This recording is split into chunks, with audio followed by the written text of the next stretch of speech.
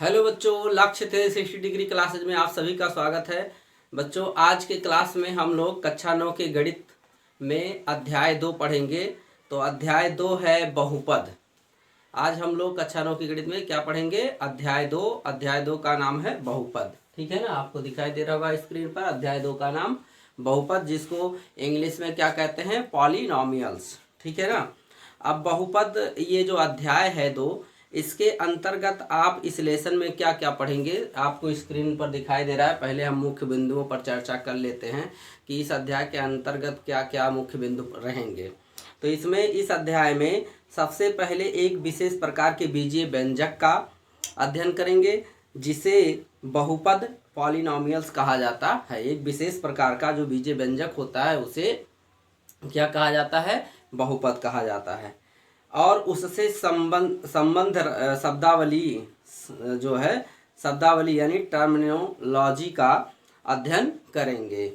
यहाँ हम शेषफल प्रमेय यानी रिमाइंडर थ्योरम का भी जो है अध्ययन करेंगे। गुणनखंड प्रमेय यानी फैक्टर थ्योरम का भी अध्ययन करेंगे और बहुपदों के गुणनखंड में इनके उपयोग का भी अध्ययन करेंगे। ठीक है ना। इनके अतिरिक्त हम कुछ और बीजीय सर्वसमीकाओं का जो है और कुछ दिए हुए व्यंजकों का गुणनखंड करने तथा मान निकालने के बारे में भी अध्ययन करेंगे। तो बच्चों, इतनी सारी चीज़ें हम लोग इस अध्याय के अंतर्गत यानी बहुपद जो अध्याय है उसके अंतर्गत अध्ययन करेंगे। अब इसमें आता है जो है बहुपद। जैसे हमें अध्याय का नाम बहुपद है, तो बहुपद के कुछ भाग होते हैं यानी पार्ट। ठीक है ना। जैसे हमारे शरीर के पार्ट होते हैं, जैसे हाथ है, सिर है, पैर है, ऐसे बहुपद के बहुत सारे पार्ट होते हैं। जैसे कि चर और अचर। ठीक है ना। चर और अचर जो है इसका एक पार्ट है। ठीक है ना। तो जिसमें आपको अचर पहले जान लीजिए किसे कहते हैं। ठीक है ना। तो अचर क्या है? अचर वह प्रतीक है। ठीक है ना। अचर वह प्रतीक है या अचर वह राशि है जिनका एक स्थिर यानी निश्चित संख्यात्मक मान होता है, अचर कहलाते हैं। ठीक है ना। ठीक। जैसे बहुपद के जो है बहुत सारे पार्ट हैं, जिसमें अचर एक पार्ट होता है। अचर का मान जो है, संख्यात्मक मान क्या होता है? वो निश्चित होता है, यानी वो बदलता नहीं है। अंक जैसे 7 है, -5 है, और कामा जो है 3/7 है, कामा पाई इत्यादि सभी अचर हैं। ठीक। इसके बाद में है चर। तो चर वह प्रतीक है जिनका मान विभिन्न परिस्थितियों में भिन्न भिन्न होता है, चर कहलाते हैं। उदाहरण के लिए एक वृत्त की त्रिज्या r है, उसका क्षेत्रफल कैपिटल A बराबर πr²। ठीक है ना। वृत्त का क्षेत्रफल πr² होता है, आप सभी को पता होगा। यहाँ पाई एक अचर है, क्योंकि अभी अचर की परिभाषा में उदाहरण में हम लोग पाई देखे हैं। ठीक है ना। और जो है जबकि A कैपिटल A तथा स्मॉल r जो है ये क्या है? चर हैं, क्योंकि एरिया अलग अलग वृत्त का बदलता रहता है और त्रिज्या भी अलग अलग वृत्त की जो है अलग अलग होती है। ठीक है ना। और जो है इसके बाद आता है बीजीय व्यंजक। मतलब बहुपद एक विशेष प्रकार का बीजीय व्यंजक होता है। तो बीजीय व्यंजक कैसे बनता है, या मतलब उस बीजीय व्यंजक किसे कहते हैं, यह जान लेते हैं। तो बीजीय व्यंजक क्या है बच्चों? चरों और अचरों, जैसे आप चर और अचर के बारे में जान चुके हैं, तो चरों और अचरों का प्लस यानी धन चिन्ह, माइनस यानी ऋण चिन्ह, गुणा तथा भाग का उपयोग करते हुए सम्मिश्रण को बीजीय व्यंजक कहते हैं। यानी कि जो मूल संक्रियाएं होती हैं, जोड़ घटाना गुणा भाग की जो मूल संक्रियाएं होती हैं, उनका उपयोग करते हुए जो व्यंजक बनाए जाते हैं, चर राशियों का उपयोग करते हुए, चर और अचर राशियों का, उन्हें क्या कहते हैं? बीजीय व्यंजक कहते हैं। ठीक। इसके बाद में आता है इसमें जो है पद, यानी व्यंजक के पद या बहुपद के पद क्या होते हैं। तो किसी बीजीय व्यंजक में धन चिन्ह यानी प्लस और ऋण चिन्ह द्वारा अलग किए गए भागों को क्या कहते हैं? टर्म्स यानी कि पद कहते हैं। ठीक है ना। उदाहरण के लिए आपका है 3 + 7x - 5x² + 5/7xy एक बीजीय व्यंजक है, जिसमें 4 पद हैं। ठीक है ना। अब ये 4 पद कौन कौन है? 3 है, कामा 7x है, कामा -5xy² है तथा 5/7xy है। ठीक है ना। इसके बाद में अब हम लोग जानेंगे बहुपद किसे कहते हैं। ठीक है ना। तो बहुपद क्या है बच्चों? ऐसा बीजीय व्यंजक जिसमें सभी चरों के घातांक धनात्मक पूर्णांक हों। ऐसा बीजीय व्यंजक या एक बीजीय व्यंजक जिसमें सभी चरों के घातांक धनात्मक पूर्णांक हों बहुपद कहलाते हैं। यानी कि जो है किसी भी बीजीय व्यंजक का यदि घात धनात्मक पूर्णांक है, धनात्मक पूर्णांक का मतलब 1 2 3 4 5, यानी ना तो घात ऋणात्मक होना चाहिए और पूर्णांक का मतलब वो बटा में भी नहीं होना चाहिए। ठीक है ना। तो ना तो ऋणात्मक घात हो और ना ही भिन्नात्मक घात हो। ठीक है ना। पूर्णांक का मतलब यही हुआ। ठीक। तो क्या कहलाते हैं? बहुपद कहलाते हैं। ठीक। जैसे कि उदाहरण के लिए 7x³ - 5x² प्लस 6x - 9 एक चर x वाला बहुपद है। ठीक है ना। और y में भी बहुपद होता है। जैसे कि एग्जाम्पल नंबर 2 देख लीजिए, 9y³ plus 6y² - 8y plus 3/5 एक चर y वाला बहुपद है। ठीक है ना। अब इसके बाद जैसे आप अभी पद के बारे में देखे ही हैं कि पद किसे कहते हैं उनको। जैसे यहाँ हम जब पद की परिभाषा बता रहे थे तो एक बीजीय व्यंजक आपको बताए थे, उसमें पदों को अलग अलग बताएं। ठीक।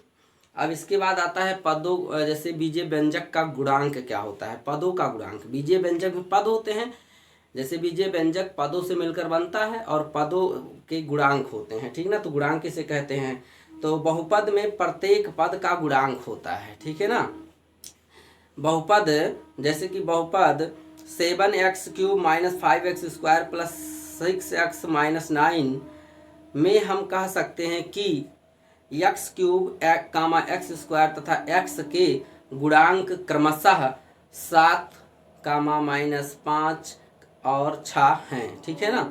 ये जो गुणांक मतलब जो चर होते हैं, उन जिस चर का गुणांक पूछा जाए उसको छोड़ दीजिए तो जो बचा वही उसका गुणांक कहलाता है चिन्ह के साथ। जैसे कि x³ का गुणांक अगर जो देखा जाए तो x³ के बगल क्या है? 7 है, तो 7 क्या है? उसका गुणांक है।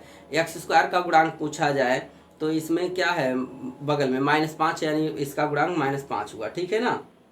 चलिए फिर आगे जो है और इस जो बीजीय व्यंजक हम अभी बोले हैं 7x³ - 5x² प्लस 6x - 9, इसमें -9 एक अचर पद है। ठीक है ना। तो चलिए फिर आगे जानते हैं बहुपद की घात। जैसे बहुपद पढ़ रहे हैं तो हम लोग सबसे पहले इसमें बहुत मेन पॉइंट्स जान लेंगे तो बहुत अच्छा रहेगा। तो जो है इसमें बहुपद की घात किसे कहते हैं? Degree of polynomials. ठीक है ना।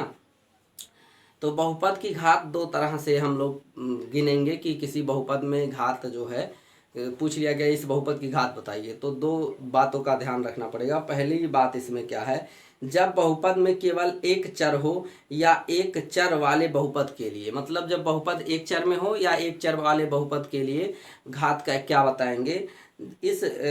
इसकी परिभाषा क्या है? इस बहुपद में चर की अधिकतम घात वाले पद के घातांक को बहुपद की घात यानी डिग्री ऑफ द पॉलिनोमियल्स कहते हैं। उदाहरण के लिए जैसे है पहला उदाहरण 3x + 5। तो 3x + 5 एक चर x वाला बहुपद है जिसकी घात क्या है? 1 है। x की घात इसमें क्या है? 3x + 5 में x की घात क्या है?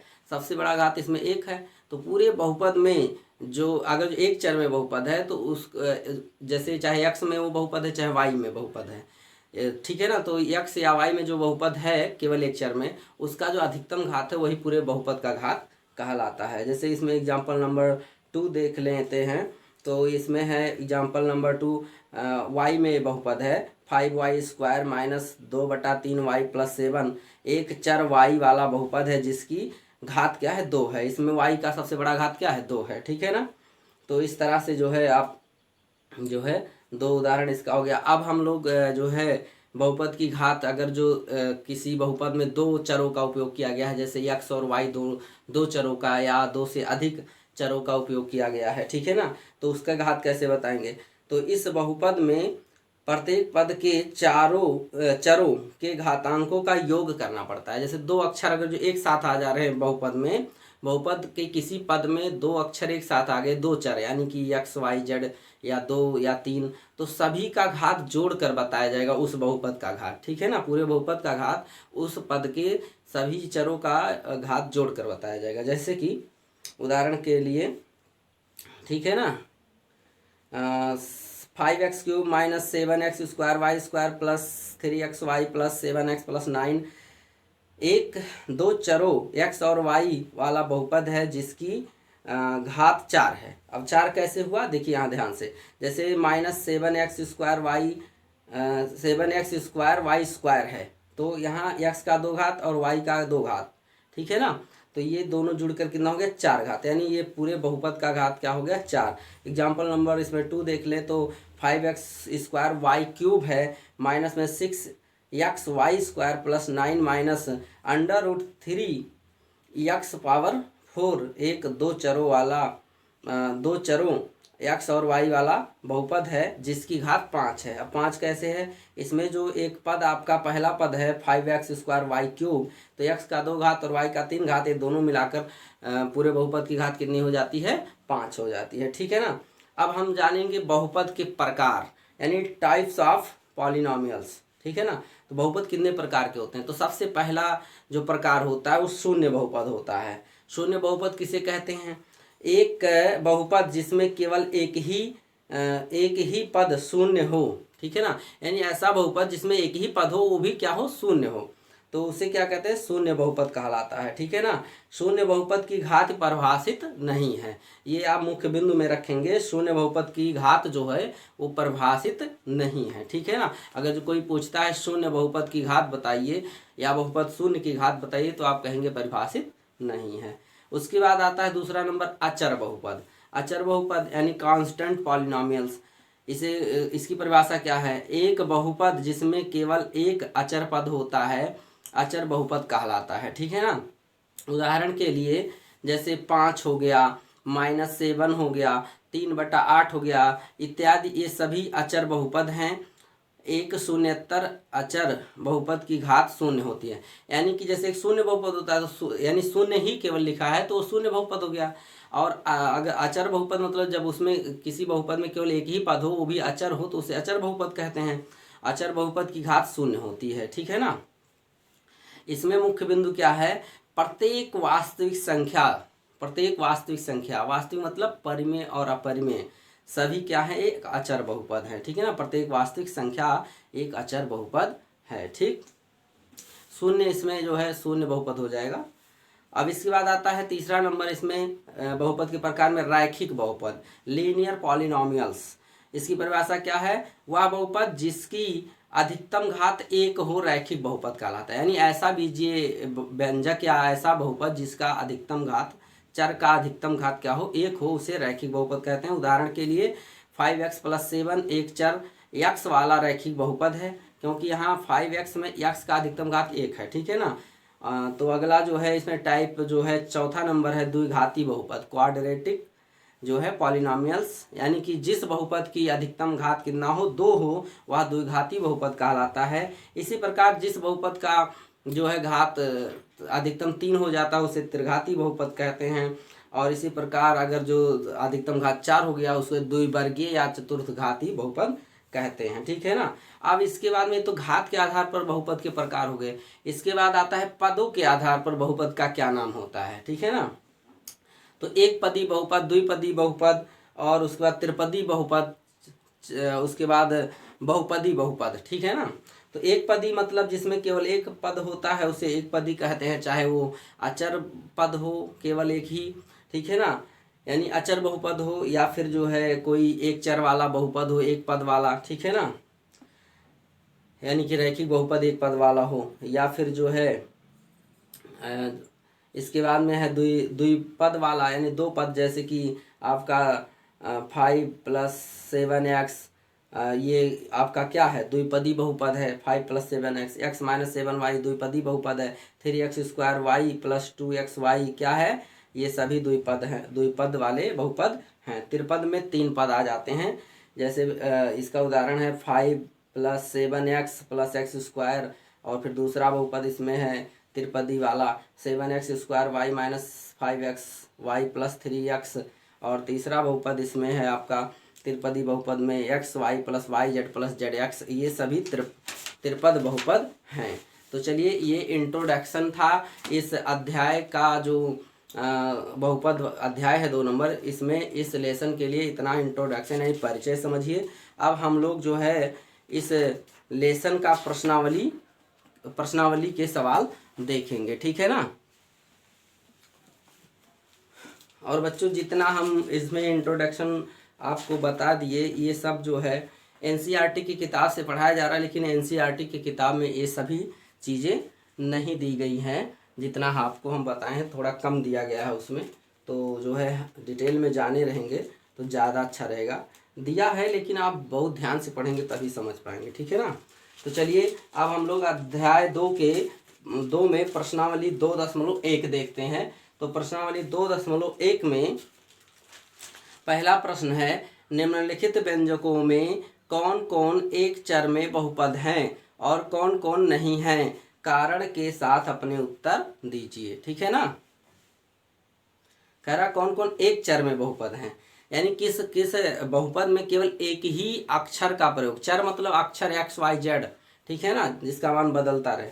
तो देखिए यहाँ पर जो पहला आपका है, आपको स्क्रीन पर दिखाई दे रहा होगा, लिखा है 4x² - 3x + 7, ठीक है ना।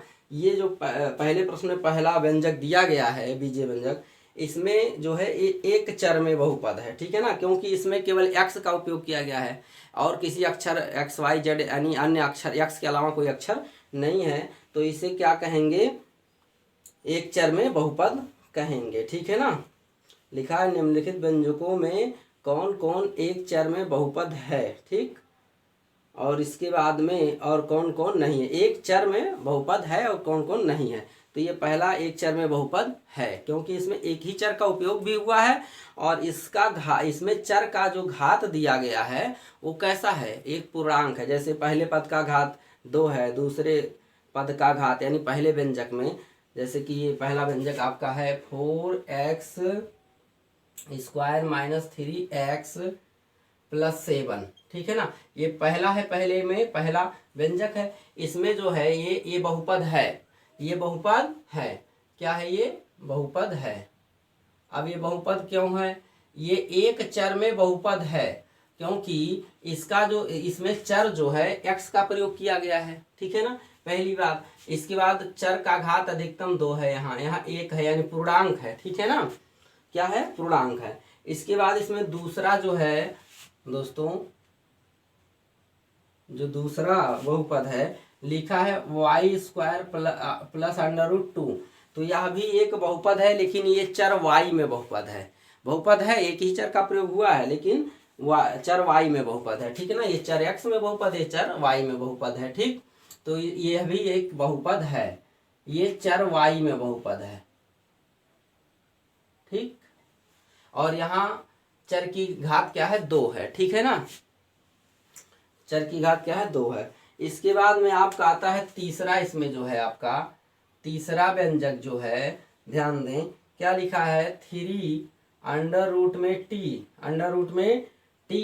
+ t √2 इंटू √2 है। यहाँ जो है ये बहुपद नहीं है, ये क्या है, बहुपद नहीं है,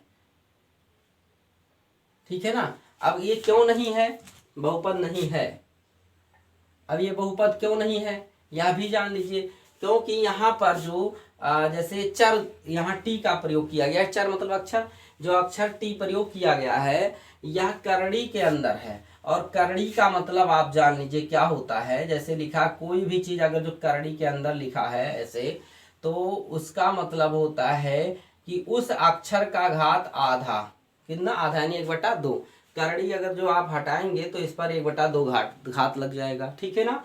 तो 1/2 घात जो है ये पूर्णांक नहीं है, क्योंकि आप बहुपद की जब परिभाषा पढ़े हैं तो ऐसा बीजीय व्यंजक जिसमें चर की घात पूर्णांक हो, एक पूर्णांक हो, ठीक है ना। तो ये तो परिमेय संख्या प्राप्त हो रहा है, 1/2 क्या है, परिमेय संख्या है। ये भिन्न भी कह सकते हैं, इसका घात भिन्नात्मक है यानी परिमेय संख्या है, तो यह बहुपद नहीं है, इसीलिए जो है यह बहुपद नहीं है। अंडर रूट में अंक हो सकता है, लेकिन अक्षर अगर जो आ गया, कोई पद है उस चर में, जो चर प्रयोग किया गया है वह अंडर रूट के अंदर आ गया, तो उसका घात भिन्नात्मक हो जाएगा, यानी पूर्णांक नहीं होगा, तो बहुपद नहीं होगा। इसके बाद इसमें है चौथा दोस्तों, चौथा इसमें देखिए ध्यान से, चौथा जो व्यंजक है लिखा है y प्लस 2/y, यह भी बहुपद नहीं है। अभी हम बताते हैं क्यों नहीं है। बहुपद नहीं है, बहुपद नहीं है। अब क्यों नहीं बहुपद है, क्योंकि अगर जो आप ये देखेंगे, जैसे लिखा है y प्लस 2/y लिखा है ना, इसको आप ऐसे लिख सकते हैं, 2 गुणे क्या लिख सकते हैं, 2 गुणे 1/y लिख सकते हैं। अच्छा, अब इसका जो 1/y का हम विलोम लिखेंगे, यानी कि जो है व्युत्क्रम लिखेंगे, ठीक है ना, तो ये हो जाएगा आपका इनटू में यहाँ हो जाएगा y घात -1, ठीक है ना, -1। जब आप इसके पहले पढ़े थे लेसन 1 में, तो वहाँ आप देखे रहे होंगे कि जब जो है यहाँ जैसे y घात कितना है, यहाँ पर -1 प्लस में है, और जब ये इसका व्युत्क्रम लिखा जाएगा तो y घात माइनस में।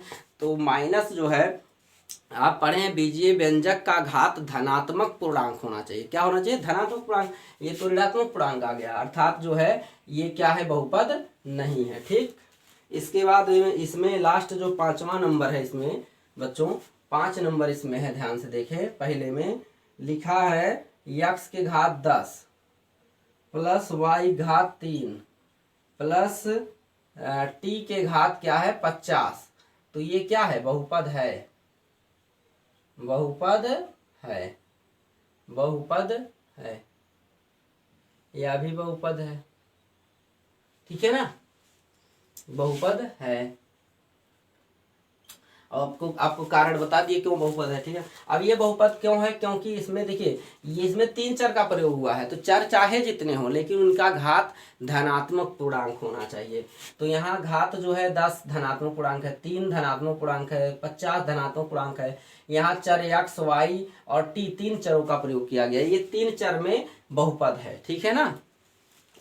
अब इसके बाद में आपका क्वेश्चन नंबर 2 आता है बच्चों, चलिए इसको आप नोट कर सकते हैं, ठीक है ना। तो चलिए क्वेश्चन नंबर 2 देखते हैं। ये क्वेश्चन नंबर पहला था। क्वेश्चन नंबर 2 में पूछा है बच्चों, निम्नलिखित में से प्रत्येक में x² का गुणांक लिखिए। तो देखिए ध्यान से, इसमें दूसरे का जो पहला है, ठीक है ना, दूसरे का पहला हल, ठीक, दूसरे का पहला है 2 + x² + x, यही है दूसरे का पहला। कह रहा है x² का गुणांक, तो लिखेंगे में x² का गुणांक बराबर, ठीक है ना। तो जब गुणांक जिसका पूछे, जिस पद का, उसके बगल देखें कौन सा अंक है, ठीक है ना। तो x² के बगल कोई अंक नहीं है, तो हम x² को लिख क्या सकते हैं, देखिए 1 गुणे x² भी लिख सकते हैं। इसका मतलब यहाँ 1 से गुणा हुआ है, तो x² के बगल यानी कि 1 अंक है, अंक 1 है, अर्थात इसका गुणांक क्या होगा, 1 होगा, ठीक। तो उसके बगल जो भी अंक रहेगा वही गुणांक होगा, और उसके साथ साथ उसके बगल जो चिन्ह रहेगा उसके आगे, वो चिन्ह भी उसके साथ लिया जाएगा। तो यहाँ पर +1, तो प्लस आप यहाँ प्लस लिखें या ना लिखें कोई दिक्कत नहीं, लेकिन ऋण अगर जो यहाँ लगा रहेगा तो ऋण यहाँ लिया जाएगा, ठीक है ना। चलिए इसमें अगला देखते हैं। जैसे आपका इसमें दूसरा है, दूसरे का क्या है, दूसरे का दूसरा है बच्चों, लिखा है 2 - x² + x³। कह रहा इसमें x² का गुणांक, सभी में x² का गुणांक पूछा है, में x² का गुणांक बराबर, देखिए यहाँ पर क्या है, यहाँ भी 1 है और माइनस लगा तो यहाँ -1 कहेंगे, ठीक है ना। प्लस आप लिखे यहाँ या ना लिखे, नहीं माइनस लिखना पड़ेगा, ठीक। प्लस तो ऐसे भी माना जाता है। दूसरे का तीसरा देखें, दूसरे का तीसरा क्या है बच्चों, लिखा है π/2 x स्क्वायर प्लस एक्स, इसमें कह रहा है एक्स स्क्वायर का गुणांक, तो लिखेंगे में एक्स स्क्वायर का गुणांक, गुणांक बराबर, देखिए इसके एक्स स्क्वायर के बगल क्या है, पाई/2 है। अचर जो होता है, चर के बगल में जो अचर होता है वो अपने चिन्ह के साथ उसका गुणांक कहलाता है। ठीक, इसके बाद इसमें आपका चौथा है, दूसरे का क्या है, चौथा है बच्चों, चौथे का हल क्या है, ठीक है ना, ये दूसरे का क्या था, तीसरा हल, यहाँ लिख सकते हैं ऐसे हल, ठीक है ना, तो ज्यादा बढ़िया रहेगा। इसका जो है चौथा है √2x - 1, ठीक है ना।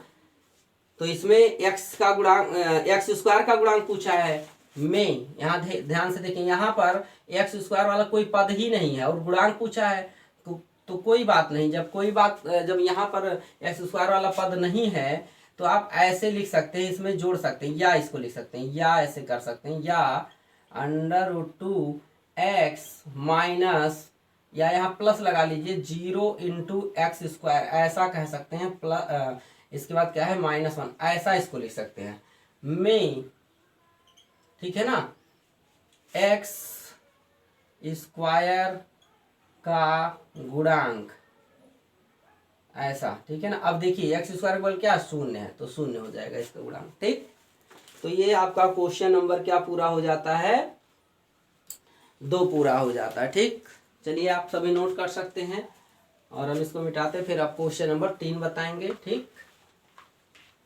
तो क्वेश्चन नंबर 3 क्या है बच्चों, क्वेश्चन नंबर 3 कह रहा है कि 35 घात के द्विपद का और 100 घात के एक पदी का एक एक उदाहरण दीजिए। यानी कि एक ऐसा बहुपद लिखिए, ठीक है ना, जिसका अधिकतम घात 35 हो और दो पद में वो होना चाहिए, दो पदी बहुपद हो और उसका अधिकतम घात कितना, 35, और एक ऐसा बहुपद लिखिए जो एक पदी हो और उसका अधिकतम घात 100 हो। ठीक है ना, तो चलिए क्वेश्चन नंबर 3 का हल क्या है, क्वेश्चन नंबर 3, प्रश्न आपको दिखाई दे रहा होगा, क्वेश्चन नंबर 3, तो लिखेंगे 35 घात, ठीक है ना, का द्विपद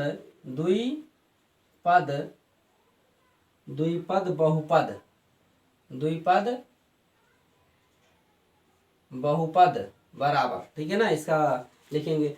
तो देखिए 35 घात वाला, तो हम एक एक्स में लिख लेते हैं बहुपद और इसका अधिकतम घात कितना कर देते हैं, 35। अब इसके बाद इसमें द्विपद इसको बनाना है, तो यहाँ आप कोई चाहे अचर जोड़ दीजिए चाहे कोई अक्षर जोड़ दीजिए, उससे कोई दिक्कत नहीं है। मान लीजिए हम यहाँ 2 जोड़ दिए, अब ये कोई जो नहीं उत्तर से मिलेगा क्योंकि अपने मन से इसको बनाना है, ठीक है ना, वहाँ क्या दिया है उसे नहीं मतलब है। ठीक, फिर कह रहा एक जो है 100 घात वाला, तो 100 घात का एक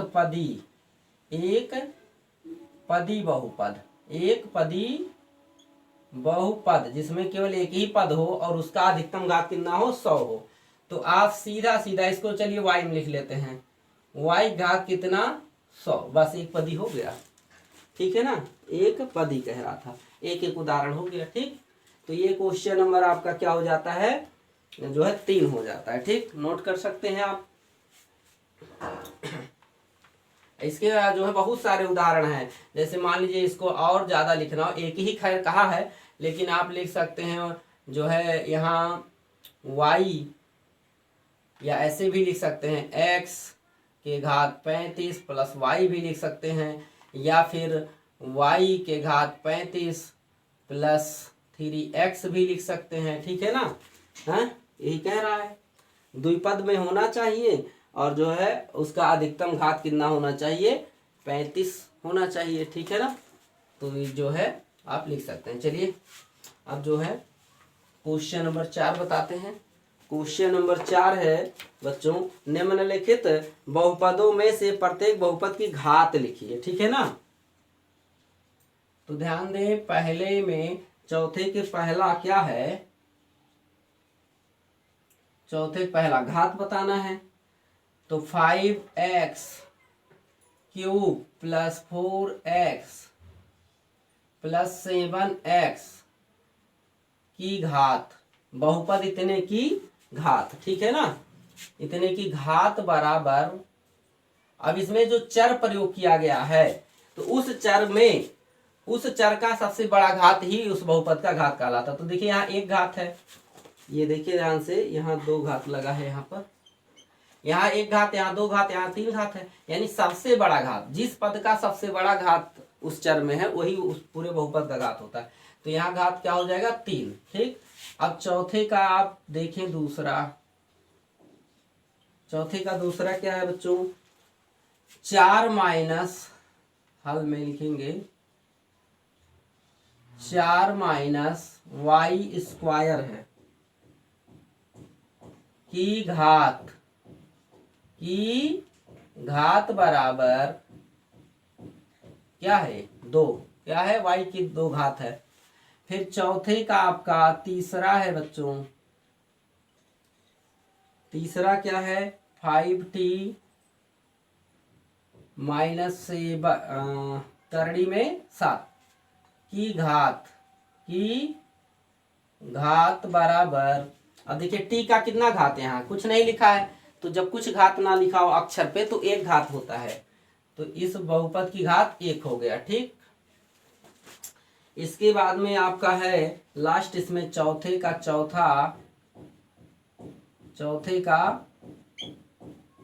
चौथा है, ध्यान से देखें, चौथा है लिखा 3।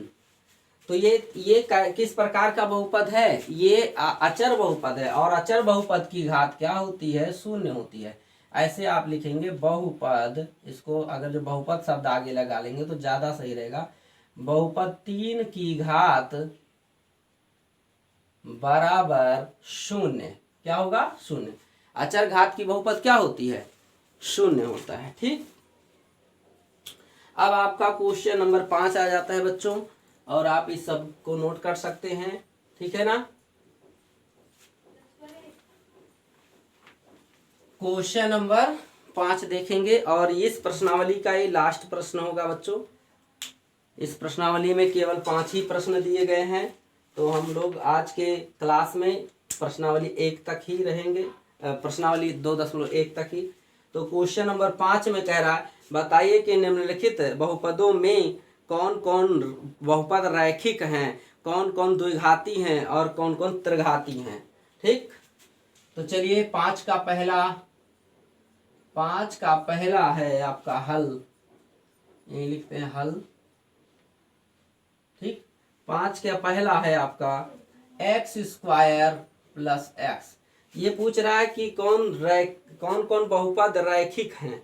रैखिक मतलब होता है कौन कौन बहुपद रैखिक है, कौन कौन द्विघाती। तो जिस बहुपद में जो है चर की अधिकतम घात 1 हो से रैखिक, अधिकतम घात 2 हो तो द्विघात बहुपद, और द्विघाती, और जो जिसमें 3 घात होगा अधिकतम वो त्रिघाती। तो यहाँ लिखेंगे बहुपद इतने की, ठीक है ना, ऐसे लिख सकते हैं बहुपद, क्या लिख सकते हैं, बहुपद x स्क्वायर प्लस x, बहुपद x स्क्वायर प्लस x की अधिकतम घात कितना है 2 है, 2 है। यहाँ आप चूंकि लगा सकते हैं पहले, तो बहुत अच्छा रहेगा। यहाँ लिखेंगे चूंकि बहुपद इतने की अधिकतम घात कितना है 2 है, इसलिए बहुपद